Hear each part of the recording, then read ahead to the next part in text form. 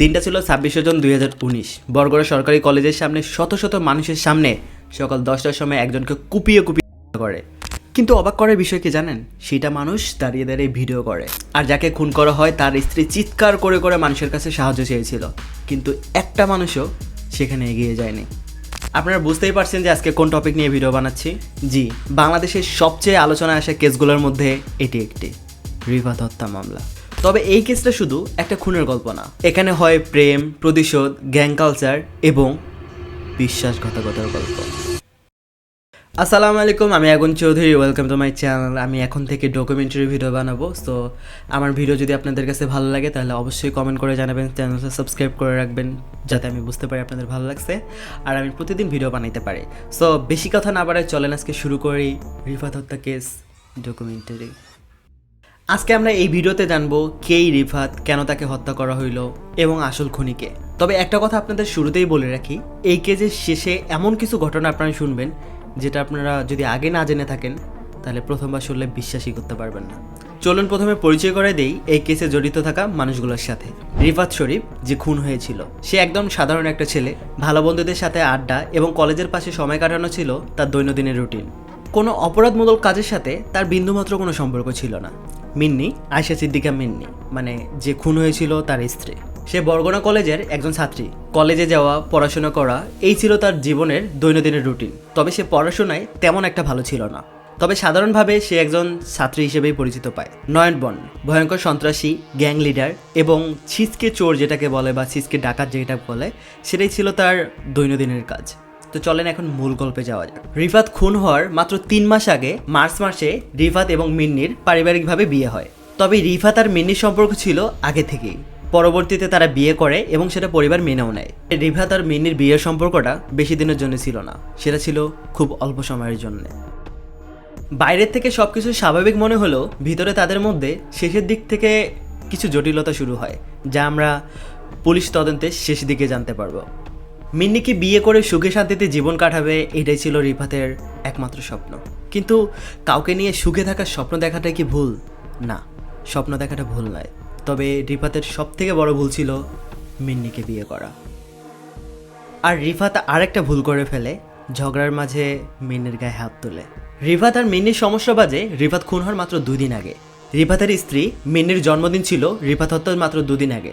আর সেই জন্মদিনে নয়ন মিন্নিকে একটা রেস্টুরেন্টে আসতে বলে, মিন্নির জন্মদিন সেলিব্রেট করবে এই কথা বলে, এবং সেখানে মিন্নি যায়ও।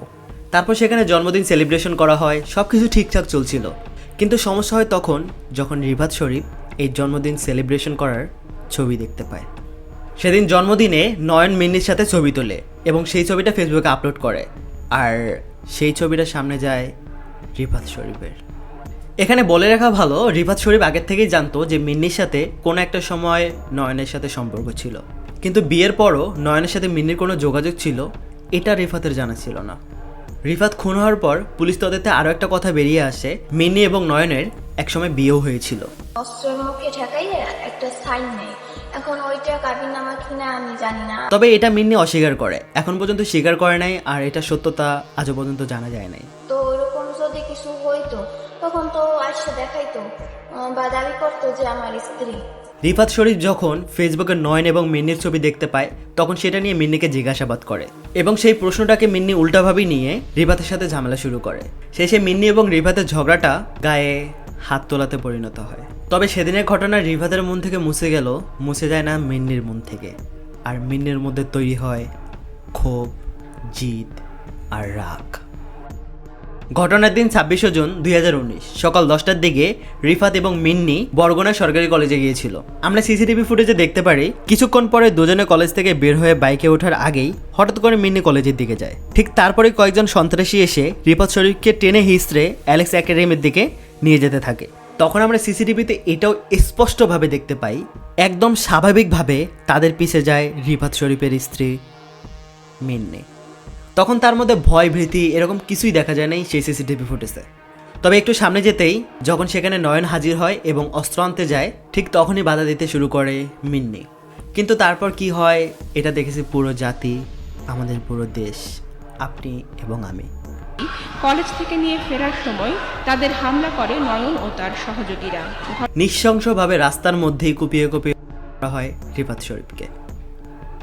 মিন্নি চিৎকার করে সবার কাছে সাহায্য চেয়েছিল, কিন্তু কেউ এগিয়ে আসেনি।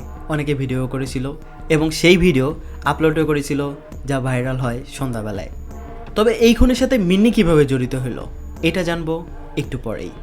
পুলিশ যখন মিন্নিকে জিজ্ঞাসাবাদ করে তখন মিন্নির কথা ছিল, বিয়ের 2 মাস হয়েছে, এর আগে থেকেই খুব ডিস্টার্ব করতো, হুমকি দামকি দিত যে আমার সাথে রিলেশন না করলে বা ছবি না তুললে, ঘুরতে না গেলে আমি মাইরে ফেলাবো।